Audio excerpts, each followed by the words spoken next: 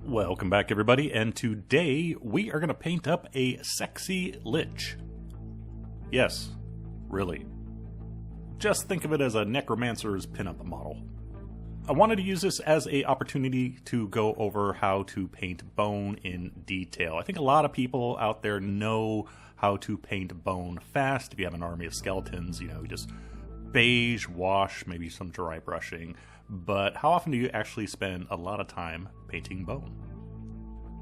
I was first going to start off lighter, but changed my mind, and that's why we're going with the English uniform over that beige color that you saw previously. And then over that, I am applying a heavy wash of model color olive green. This is an important step. I want you to remember this step. This dark greenish brown color obviously gives us shade to our English uniform that has a tiny hint of green in it, but it also serves another purpose. I'm usually never careful with my spot washes, so I have to go back and do a little bit of cleanup work with English uniform once again, just to soften any hard edges left from that olive green heavy wash. Now from here we are going to add beige and pale sand to go up through the highlighting process. I'm going to take my time through the highlighting process because we have a very smooth surface area here. We have a few lumps and bumps when you get to the end of the bones, but just trying to highlight a femur, that's a very smooth spot, so we want our paint very thin. We want to slowly build up those highlights. One last thing regarding bone, I see a lot of people paint skeletons and they always go for that bone white look. I think they eat chicken bones and they figure, well, that's how bones look. I, on the other hand, have watched a whole lot of Time Team, and I understand that bones can be a whole lot of different colors based on where they're buried and how old they are. So anywhere between a bone white color and a dark brown for fossilized bone you can use. Just imagine how cool it would be if you painted a skeleton army and you had all these different colors of skeletons within the army rather than just a single color throughout. That would look pretty awesome.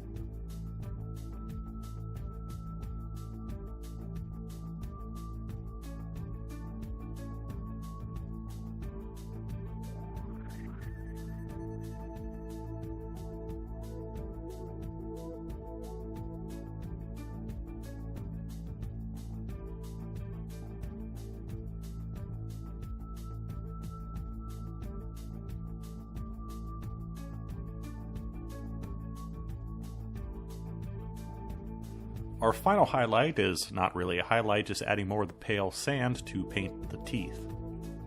Remember, when painting human teeth, you don't want a dark edge in between the teeth because it's going to look like really bad teeth in the end. So you just want to do basically a straight line across. You can go with a slightly darker white color, like a khaki, and then just go across with whatever color you're trying to paint here. I don't want pure white, of course, but it's an off-white. Now here we get to the difficult part, because this isn't just bones we're painting here. We have a lot of dried skin we have to paint as well. Now I don't want to paint fresh skin because that would just look creepy and weird, so I want to use a dried skin color instead, so I'm going with Vallejo Model Color Russian Uniform. The reason I'm using this color because it just looked like a good dried out skin color. There's also green in it, which remember that we used at that olive green wash, and there's also a little green in our English uniform. Now the reason I used green in everything, because at this stage right here, I was planning on using a dark kind of olive green wash, darker than we used before, and use that to tie in our two different areas, tie in our bone to our skin. However, in this instance, I realized when I got to this stage, it would be too much green on the model, basically doing green on green on green. So instead, I decided to go with Hull Red. The Hull Red will act as kind of a dark, dried blood color, and it works well along the English uniform and works well washing the green-gray. So this is now my tie-in color between the two areas. And that's the important part. We need a color in between those two areas because we don't want bone, visual stop, and then skin. Now earlier I said I did not want a pink fleshy color on the skin, so why am I adding beige red and pale flesh now, beige red being one of my standard Caucasian skin colors? I can use that here because A, I'm familiar with these colors, so I know how they work, and by mixing them in with the green-gray, it actually gets quite washed out. So it just adds a little bit of an additional color to the green-gray without just adding white and keeping that very pale color. And by repeatedly adding pale flesh, I do get just a subtle hint of a warm skin tone, just a very subtle hint. And I think that just adds a little bit more than just adding plain old white. On to his tiny cloak, and I'm going with traditional violet here, Hex Lichen. Traditional colors for undead would be violet, red, and sometimes blue. And the only reason I could think of that is because those are the darker colors on the spectrum, and so when you think death, be darker colors. You generally don't see like yellow and greens on undead. Green's more nature color, so not going to see a lot of that. Yellow also very bright and cheery. Not to say that you can't use those colors. I think if you use them, you'll just have to add browns to them to basically dirty them up or darken them. So feel free to use whatever color you want on our skeletons, but your red and violets are your most traditional colors, and black, of course.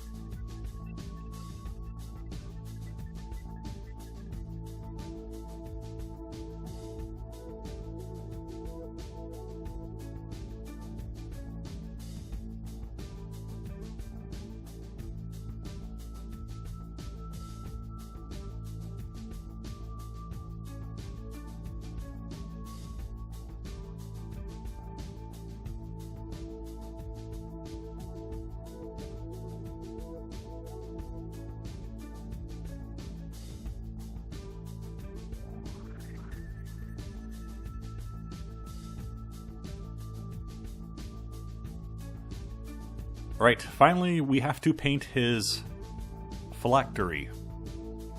For this, I can think of no more appropriate color than game color Evil Red. And believe it or not, I have something to teach you as we paint this area of the model, and that's about color balance. What color balance is basically you want the colors that you use on a model to be balanced. And an example would be painting the pants or everything on the bottom of a model yellow, let's say, and then everything above the waist blue. Those colors are not balanced at all, and your miniature is going to look kind of odd.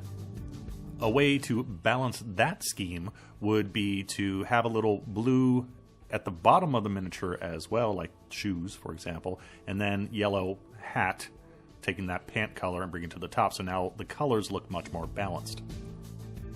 In this particular case, I am breaking the color balance rules. While red and violet are very close to each other, normally I would go with either more violet in the red or go for a purple for his lower extremities. But the fact is, we're painting a Lich with a giant dong.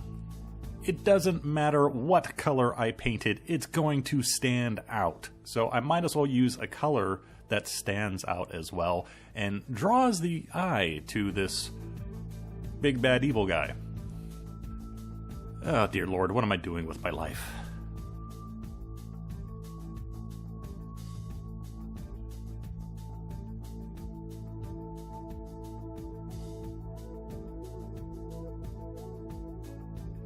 And there we go, one painted sexy Lich. The only one on YouTube. I really hope so. I didn't look, and I suggest you don't look either. An unusual choice of miniatures to paint, yes, I admit, but wanted to use something that could show you a little bit more detailed way to paint bone. I'm not too happy with the color selection. I had two ideas for the bone color for this video, and I kind of combined them, and it sort of worked out, but I'm not 100% happy with it. More importantly, when it comes to transition areas like between the skin and the bone, remember you want a transition color between those two areas to help kind of bind them together so you don't have like a hard edge line between the two. And also remember color balance unless, well, you know, banana hammock. So that's it for this one. Thanks for watching, and I'll see you next time. Bye-bye. The whole point of having a dragon is to tell the world you have a dragon. Why did you keep it a secret?